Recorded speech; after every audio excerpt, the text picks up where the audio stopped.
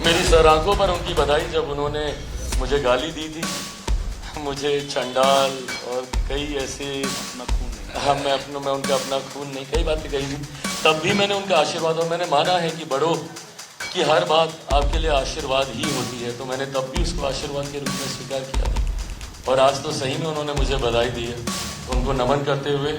नमस्ते, मैं आमिना और आप देख रहे हैं आपकी खबर राजनीति। आज हम बात करने वाले हैं बिहार की सियासत के उस परिवार की जहां कभी गालियां गूंजती थी तो कभी आशीर्वाद की बातें हो रही हैं। जी हाँ, हम बात कर रहे हैं पासवान परिवार के, दिवंगत रामविलास पासवान के वारिसों की, खासतौर पर चाचा पशुपति कुमार पारस और भतीजे चिराग पासवान के रिश्ते। टाइटल आपने पढ़ ही लिया होगा, चाचा की गाली भी आशीर्वाद है। ये शब्द सुनकर चिराग पासवान ने कहे हैं।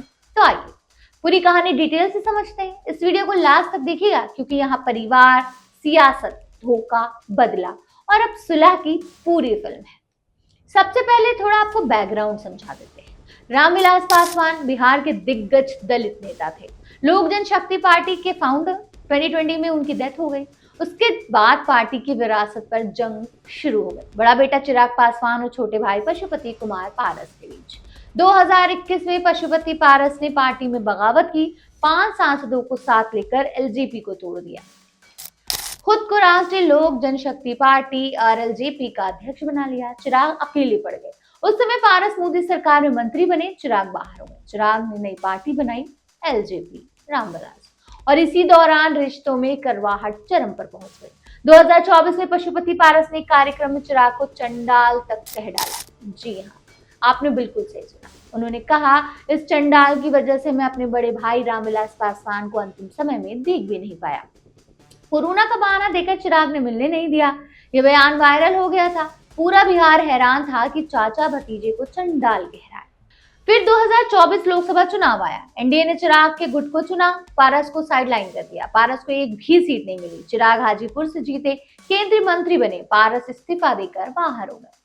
अब आते हैं 2025 बिहार असेंबली इलेक्शन पर। नवंबर 2025 में चुनाव हुए। एनडीए की प्रचंड जीत हुई। बीजेपी, जेडीयू और चिराग की एलजेपी ने कमाल कर दिया। चिराग की पार्टी को 29 सीटों में से 19 पर जीत मिली, एनडीए को भारी बहुमत। जीत के बाद क्या हुआ? चाचा पशुपति पारस ने ट्विटर, जो कि अब एक्स है, उस पर चिराग को बधाई दी। वो भी एक नहीं, दो बार। 2 घंटे के अंदर 2 पोस्ट लिखा, मेरे भतीजे केंद्रीय मंत्री चिराग पासवान को शानदार जीत की बधाई और शुभकामनाएं। सियासी गलियारों में हलचल मच गई। जो चाचा कभी चंडाल कह रहा था, अब बधाई दे रहा है।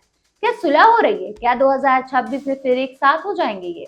और अब चिराग पासवान ने इस पे अपनी चुप्पी तोड़ी है। 20 नवंबर 2025 को पटना में प्रेस कॉन्फ्रेंस हुई। मीडिया ने उनसे सवाल पूछा कि चाचा ने बधाई दी, क्या कहेंगे इस पे? चिराग स्माइल करे और बोले, चाचा की गाली भी मेरे लिए आशीर्वाद है। उन्होंने मुझे चंडाल कहा था, वो गाली भी आशीर्वाद की तरह थी। अब बधाई दे रहे हैं तो ये तो और बड़ा आशीर्वाद है। चिराग ने आगे कहा, चाचा ने पार्टी तोड़ी, दलित सेना पर कब्जा करने की कोशिश की, लेकिन मैं पापा के सपने को पूरा कर रहा हूँ। जनता ने हमें 19 सीटें दी, ये पापा का आशीर्वाद है। ये बयान सुनकर सब हैरान रह गए। चिराग ने ना तो गुस्सा दिखाया ना पुरानी करवाहट, बल्कि बड़े दिल से कहा, चाचा का कुछ भी कहना आशीर्वाद ही है। ये पॉलिटिकल मैच्योरिटी है या फिर फैमिली की मजबूती? या चिराग बस इतने मजबूत हो गए हैं कि पुरानी बातें भूल गए? पासवान परिवार की ये कहानी बिहार की सियासत का आईना है। यहाँ रिश्ते सत्ता के साथ बदलते हैं, कभी चंडाल, कभी भतीजा, कभी गाली तो कभी बधाई। अब सवाल ये है कि आगे सुलह होगी? क्या 2029 लोकसभा में दोनों साथ आएंगे या ये सिर्फ दिखावा है?